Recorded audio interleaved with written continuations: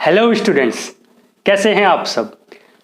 हमने अब तक की क्लासेस में पहला जो चैप्टर हमारे अकॉर्डिंग जो पहला चैप्टर था वो वंशागति का तथा विविधता के सिद्धांत है ना। वंशागति तथा विविधता के सिद्धांत उसको हमने कंप्लीट कर लिया है और उसमें जितना कुछ था वो हमने अच्छे से कवर कर लिया है। अब उसके बाद का जो नेक्स्ट चैप्टर आता है वंशागति का आणविक आधार। ठीक है, आज से हम वो स्टार्ट कर रहे हैं। ठीक है, वंशागति का आणविक आधार, मॉलिक्यूलर बेसिस ऑफ इनहेरिटेंस। ठीक है, तो वंशागति जैसा कि हमने पढ़ा था मेंडल के नियम के अकॉर्डिंग की वंशागति होती है, तो उसका आधार क्या होता है, उसका बेस क्या होता है, किस बेस पे होती है, ऐसी क्या चीज होती है, ऐसे कौन से भाग होते हैं या फिर कौन सी वस्तुएं ऐसी होती हैं उसमें पार्ट छोटे छोटे जो वंशागति को करवाते हैं। यानी कि वो आधार क्या होते हैं जो लक्षणों को एक पीढ़ी से दूसरी पीढ़ी में पहुंचाते हैं। जो सूचनाएं हैं एक पीढ़ी से दूसरी पीढ़ी में किस प्रकार से कैसे ट्रांसफर होती हैं और उनको कौन करता है। आज हम उस फैक्टर के बारे में पढ़ेंगे जो आनुवंशिक सूचनाओं का संवहन करता है, यानी कि एक पीढ़ी से दूसरी पीढ़ी में ट्रांसफर करता है। तो आइए स्टार्ट करते हैं। ठीक है, देखिए बात होती है स्टार्टिंग में न्यूक्लिक एसिड की। आपने केमिस्ट्री में भी पढ़ा होगा, रसायन विज्ञान में, कि न्यूक्लिक एसिड क्या होते हैं। वहां पर आपने डीएनए और आरएनए के बारे में बहुत अच्छे से पढ़ा होगा, है ना। और पहले भी आप उसको पढ़ चुके हैं, 10th में भी आपने उसको थोड़ा कवर किया होगा और उसके बाद आपको 11th में भी उसको कवर किया होगा। ठीक है, तो न्यूक्लिक एसिड जो था उसकी खोज पहली बार फ्रेडरिक मिक्सचर नाम के एक वैज्ञानिक थे। ठीक है, फ्रेडरिक मिक्सचर, 1868 की बात है। ठीक है, 1868 की बात है कि पस कोशिकाएं, पस एक इंग्लिश का शब्द है, अंग्रेजी भाषा का शब्द है पस। इसका हिंदी में अर्थ होता है मवाद। ठीक है, मवाद। तो पहली बार इन फ्रेडरिक मिक्सचर ने पस कोशिकाओं में एक एसिड की खोज की थी। वो प्रोटीन था उसमें और फास्फोरिक अम्ल था। तो प्रोटीन को अलग करने के बाद जब उसको देखा गया था तो अम्लीय प्रकृति होने के कारण उसका एसिडिक नेचर था। वो जो पार्ट जो खोजा गया था पस कोशिकाओं से अलग किया था, उसमें प्रोटीन को हटाने के बाद जो स्ट्रक्चर था वो एसिडिक था। उसकी प्रवृत्ति जो थी वो एसिडिक थी, अम्लीय थी, जिसकी वजह से उसका नाम न्यूक्लिक एसिड पड़ा। ठीक है, देखो कैसे पड़ा था कि पहली बार तो फ्रेडरिक मिक्सचर ने 1868 में कोशिकाओं को उनको देख लिया। ठीक है, उसके बाद उसे बोला क्या था उन्होंने, फ्रेडरिक मिक्सचर ने इसको क्या कहा है, इसको न्यूक्लिन कहा है। फ्रेडरिक मिक्सचर ने इसको न्यूक्लिन कहा। ठीक है, अब न्यूक्लिन कहने के बाद की बात है कि आल्टमैन एक वैज्ञानिक थे, आल्टमैन। ठीक है, इन्होंने इसको न्यूक्लिक अम्ल कहा। जो आल्टमैन थे उन्होंने इसको न्यूक्लिक अम्ल नाम दिया है। तो आपसे पूछा जाता है कि न्यूक्लिक अम्ल जो शब्द है वो किसने दिया है। ठीक है, तो हमने अभी क्या समझा कि पहली बार पस कोशिकाओं में, पस क्या है, मवाद को कहते हैं, उसकी जो सेल होती हैं उसमें एक प्रकार की एसिडिक नेचर वाली चीज को देखा था, एक थिंग ऐसी देखी थी, उसको फ्रेडरिक मिक्सचर ने न्यूक्लिन नाम दिया। ठीक, अब न्यूक्लिन नाम देने के बाद आल्टमैन ने उसी पदार्थ को न्यूक्लिक अम्ल कह दिया। ठीक है, अब उसके बाद की बात होती है कि देखो न्यूक्लिक अम्ल होते क्या है। हमने ये समझा कि न्यूक्लिक अम्ल की खोज किसने की और कब की थी, लेकिन अब ये होते क्या है उसको देखते हैं। ठीक है, तो न्यूक्लिक अम्ल क्या होता है, न्यूक्लियोटाइड के बहुलक होते हैं। बहुलक को हम कहते हैं पॉलीमर। यानी कि कोई चीज अगर छोटे छोटे पार्ट्सों से बनी है, सेम पार्टों से बनी है, इस तरह को हम अगर आसान भाषा में समझे इस चीज को, तो छोटे छोटे पार्टों से बनी है, तो इस चीज के वो मतलब बहुलक, यानी कि बहुलता है, किसी चीज की बहुलता है उसमें, है ना। तो इसमें क्या होती है कि न्यूक्लिक अम्ल जो होते हैं, न्यूक्लियोटाइड्स की इसमें बहुलता होती है, यानी कि बहुत ज्यादा होते हैं न्यूक्लियोटाइड, उनसे मिलकर एक स्ट्रक्चर तैयार होती है जिसको हम न्यूक्लिक अम्ल कहते हैं। ठीक है, तो अब न्यूक्लियोटाइड क्या होते हैं, देखो न्यूक्लियोटाइड क्या होते हैं, इनको सिंपल भाषा में अगर एक फॉर्मूले से समझे तो न्यूक्लियोटाइड इज इक्वल टू नाइट्रोजनी bases plus pentose sugar plus phosphate.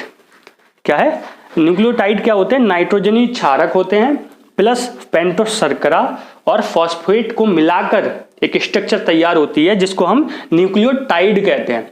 शायद अभी ये चीज आपके समझ में ना आए, लेकिन अभी जब हम इसको आगे अच्छे से पढ़ेंगे, अभी आगे इसको और अच्छे से पढ़ना है, तब आपके ये समझ में आएगा कि न्यूक्लियोटाइड क्या होते हैं। हमको यहाँ पर आगे न्यूक्लियोसाइड भी पढ़ना है, ठीक है। तो देखो, न्यूक्लिक अम्ल न्यूक्लियोटाइड के बहुलक हैं, ठीक है। न्यूक्लियोटाइड क्या है? नाइट्रोजनी क्षारक प्लस पेंटोस शुगर और फॉस्फेट ग्रुप के फॉस्फेट समूह को मिलाकर न्यूक्लियोटाइड तैयार होते हैं, ठीक है। आगे देखें, मुख्य रूप से संरचना के आधार पर, अब हमने न्यूक्लिक अम्ल पढ़ रहे हैं ना हम, ठीक है। न्यूक्लिक अम्ल में न्यूक्लियोटाइड आया है, अब हमको न्यूक्लियोटाइड समझना क्या है। न्यूक्लियोटाइड क्या है? नाइट्रोजनी बेसिस पेंटोस शुगर और फॉस्फेट। न्यूक्लियोटाइड क्या है? नाइट्रोजनी बेसिस पेंटोस शुगर और फॉस्फेट। अब हमें इसको पहले नाइट्रोजनी बेसिस को समझना होगा, फिर पेंटोस शुगर को समझना है, फिर फॉस्फेट समझना है, फिर हमें समझ में आएगा कि न्यूक्लियोटाइड क्या है, ठीक है। तो आइए स्टार्ट करते हैं आगे का। देखो, मुख्य रूप से संरचना के आधार पर, अकॉर्डिंग टू स्ट्रक्चर, अगर हम उसका स्ट्रक्चर देखें, उसकी आकार देखें, उसकी आकृति देखें, किसकी? नाइट्रोजनी क्षारक की, तो वो दो टाइप के होते हैं आकार के आधार पर। कौन कौन से? एक को कहते हैं प्यूरिन, दूसरे को कहते हैं पिरिमिडीन। प्यूरिन और पिरिमिडीन, ठीक है। अब ये प्यूरिन क्या होते हैं कि इनकी संरचना में दो वलय होते हैं, यानी कि केमिस्ट्री में जब आपने पढ़ा होगा इस तरह से, ठीक है, तो ऐसे करके इसमें दो वलय होते हैं, दो रिंग होते हैं इसमें, एक और दो। फिर यहाँ पर कार्बन परमाणु जोड़े होते हैं, है ना, कार्बन और नाइट्रोजन। फिर दूसरा क्या है? पिरिमिडीन। दूसरे में पिरिमिडीन में क्या होता है? सिंगल वलय होते हैं, सिंगल रिंग की बात होती है। यहाँ पर एक सिंगल रिंग होता है, ठीक है, एक ही वलय होता है। जिनको केमिस्ट्री समझ में आई होगी वो ये चीज अच्छे से समझ पा रहे होंगे कि रिंग और वलय क्या चीज होते हैं, है ना।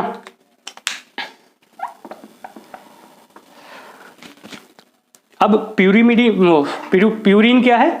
इनकी संरचना में दो वलय होते हैं, इनके स्ट्रक्चर में दो रिंग होते हैं। अब इनके दो रिंग होते हैं, ठीक है, लेकिन कौन कौन से हैं? इसके अंतर्गत कौन कौन से, प्यूरिन के अंदर कौन से नाइट्रोजन क्षारक आते हैं? दो प्रकार के आते हैं, एडेनिन और ग्वानिन। एडेनिन और ग्वानिन, इसको हम शॉर्ट में ए और जी कह सकते हैं। अभी जब हम आगे डीएनए पढ़ेंगे तो हमें शॉर्ट में इसको एजी कहेंगे, ठीक है। वो एजी ओजी और लोजी सोनोजी वाला नहीं है ये, ठीक है, ध्यान रखना, ये अलग है, ये एडेनिन और ग्वानिन है यहाँ पर इसका मतलब, ठीक है। तो प्यूरिन क्या है? इनकी संरचना में, इनके स्ट्रक्चर में दो रिंग होते हैं, दो वलय होते हैं, ठीक। कौन कौन से होते हैं वो? यानी कि इसके अंतर्गत कौन कौन से नाइट्रोजनी बेसिस आते हैं? एडेनिन और ग्वानिन, ठीक है।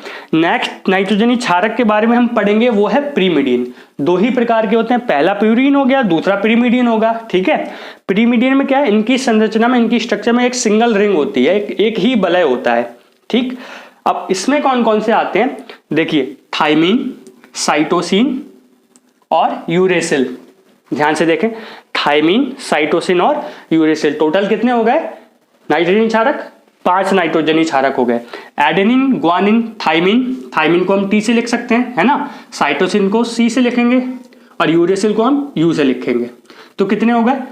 एडेनिन, ग्वानिन, थाइमिन, साइटोसिन और यूरेसिल, ठीक है। आप ए जी टी सी उस तरह से आप याद कर सकते हैं।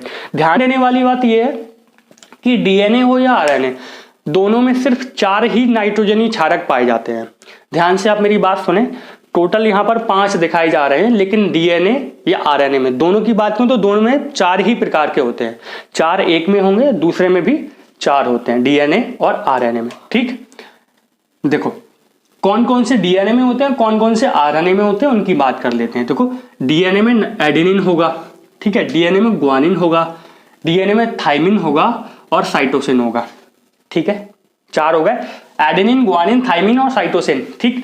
अब आरएनए की बात करते हैं। आरएनए में एडेनिन होगा, ग्वानिन होगा, साइटोसिन होगा, लेकिन थाइमिन नहीं होगा, ठीक है, थाइमिन नहीं होगा, यानी कि ये डीएनए के हैं, ठीक है।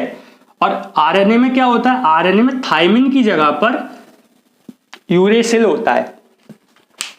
आरएनए में क्या होता है? थाइमिन के स्थान पर, नाइट्रोजनी क्षारकों में थाइमिन के स्थान पर यूरेसिल होता है, ठीक है। आइए अब आगे देखते हैं। देखो यहां पर लिखा हुआ है, आरएनए में थाइमिन के स्थान पर यूरेसिल पाया जाता है, नाइट्रोजनी क्षारक की अगर मैं बात करूं तब, ठीक है।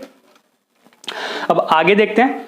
अब हमने ये नाइट्रोजन क्षारक पढ़ लिया, अब आगे का क्या है? पेंटोस शुगर क्या होती है, पेंटोस शर्करा क्या होती है, ठीक है।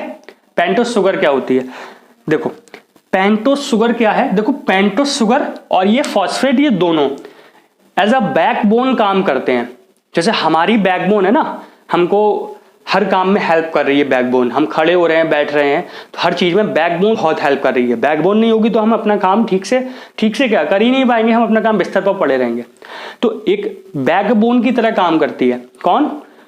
पेंटोस शुगर और फॉस्फेट, ये दोनों मिलकर एक बैकबोन बनाती हैं डीएनए और आरएनए की। ठीक है, देखो पेंटोस शुगर ये 5 कार्बन परमाणु वाली बंध श्रृंखला का यौगिक है।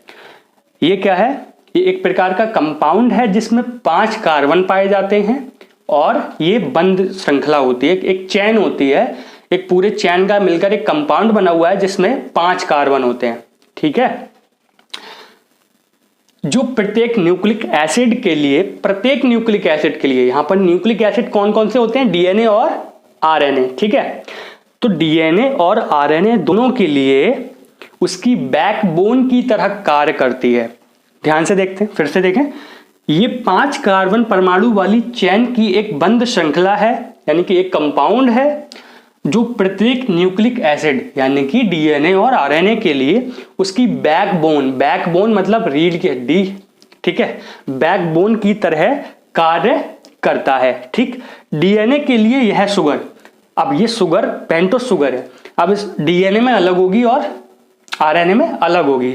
ठीक है, जैसे नाइट्रोजन क्षारक डीएनए में अलग थे और आरएनए में अलग थे, दोनों में अलग अलग थे, ऐसे ही पेंटोस शुगर भी डीएनए आरएनए दोनों में अलग होगी। अब डीएनए में कौन सी शुगर होती है? डीएनए के लिए यह शुगर डीऑक्सीराइबोज, ध्यान से फिर से देखें, डीएनए के लिए यह शुगर डीऑक्सीराइबोज तथा आरएनए के लिए राइबोज शुगर कहलाती है। ठीक है, डीएनए के लिए डीऑक्सीराइबोज और आरएनए के लिए राइबोज शुगर। अच्छा, डीएनए की फुल फॉर्म क्या होती है? Deoxyribo nucleic acid, deoxyribo nucleic acid. RNA की राइबो न्यूक्लिक एसिड। ठीक है, तो यहां पर शुगर कौन सी है डीएनए में? डीऑक्सीराइबोज, और आरएनए में कौन सी शुगर है? राइबोज शुगर है। ठीक है, इस चीज को ध्यान में रखिएगा। जब आप डिफरेंट करेंगे डीएनए और आरएनए में, जब अंतर बताएंगे, अंतर अगर पूछे जाते हैं आपसे, तो उसमें आप ये अंतरों में शुगर का भी नाम लेंगे कि इसमें डीऑक्सीराइबोज शुगर होती है और इसमें राइबोज शुगर होती है। आगे चल के हम डीएनए आरएनए को विस्तृत रूप से पढ़ेंगे। ठीक है, तब तक के लिए थोड़ा धैर्य रखें। ठीक, अब फॉस्फेट की बात करते हैं। हमने न्यूक्लियोटाइड में नाइट्रोजन क्षारक पढ़ लिया, पेंटोस शुगर पढ़ लिया, अब बात करते हैं फॉस्फेट की। मैंने अभी आपको बताया था कि पेंटोस शुगर और फॉस्फेट ये दोनों मिलाकर एज अ बैकबोन काम करती हैं, है ना, डीएनए की न्यूक्लिक एसिड के लिए बैकबोन की तरह काम करती है। ठीक है, फॉस्फेट क्या है? शुगर। ठीक है, शुगर, पेंटोस शुगर और फॉस्फेट बैकबोन न्यूक्लिक एसिड की महत्वपूर्ण संरचना है। यानी कि शुगर और फॉस्फेट से बनी जो बैकबोन है वो न्यूक्लिक एसिड के लिए एक इंपॉर्टेंट स्ट्रक्चर, एक महत्वपूर्ण संरचना है। ये शुगर आपस में फॉस्फोडाइएस्टर बंध से जुड़ती है। ये जो शुगर होती है पेंटोस शुगर, ये आपस में जो जुड़ी हुई है, जिस बॉन्ड की सहायता से, जिस बंध की सहायता से आपस में जुड़ी हुई होती हैं, उसको हम क्या कहते हैं? Phosphodiester bond. ठीक है, फॉस्फोडाइएस्टर बंध से जोड़ती हैं। ठीक है, इस चीज को ध्यान में रखिएगा। फिर अब बात करते हैं न्यूक्लियोसाइड्स और न्यूक्लियोटाइड्स की, कि न्यूक्लियोसाइड क्या होते हैं और न्यूक्लियोटाइड क्या होते हैं। वैसे तो हमने न्यूक्लियोटाइड को पढ़ लिया है कि न्यूक्लियोटाइड क्या है, नाइट्रोजन क्षारक पेंटोस शुगर और फॉस्फेट को मिलाकर जो संरचना है वो न्यूक्लियोटाइड कहलाती है। ठीक है, देखो न्यूक्लियोसाइड क्या है? ये नाइट्रोजनी क्षारक और पेंटोस शर्करा से मिलकर बने होते हैं। यानी कि इसमें सिर्फ नाइट्रोजनी क्षारक और सिर्फ पेंटोस शुगर होती है, फॉस्फेट नहीं होता, फॉस्फेट के ग्रुप नहीं होते। ध्यान से मेरी बात फिर से सुने, न्यूक्लियोसाइड में, ठीक है, साइड में, न्यूक्लियोसाइड में, सॉरी, न्यूक्लियोसाइड में देखो, इस चीज को देख लो, यहां पर देख लो, सिर्फ इसकी बात हो रही है न्यूक्लियोसाइड की। इसमें क्या होते हैं?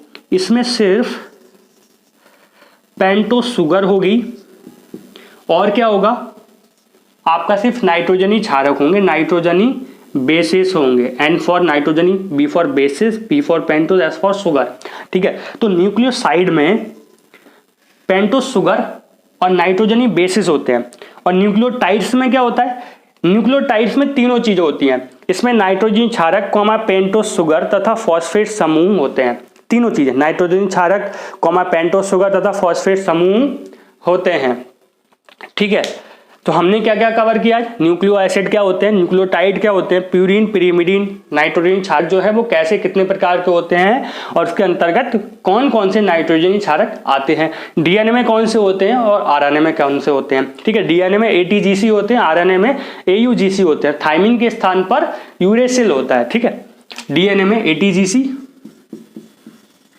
और आरएनए में एयूजीसी होते हैं, इस चीज को ध्यान में रखें।